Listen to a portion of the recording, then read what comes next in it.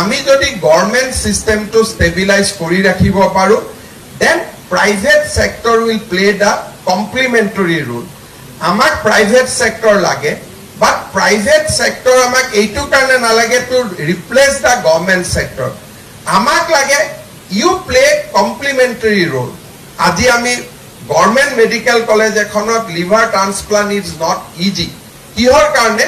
ইয়াতে বহুত ধৰণৰ মানুহ আহিব, এটেন্ডেন্স আহিব, আপুনি যিটো তাত যিটো ক্লিনলিনেছ ইনফেকশ্যন নোহোৱা কৰি ৰাখিব লাগে, not that very easy.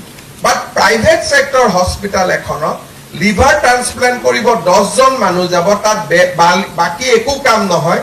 So it will be easier for them to maintain that hygiene level. গভৰ্ণমেণ্টত নহয়.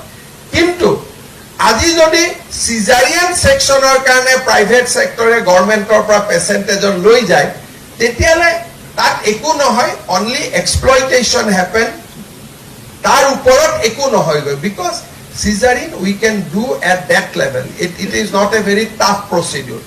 So we need private sector as a complementary to the government sector. We do not need private sector as an alternate to the government sector.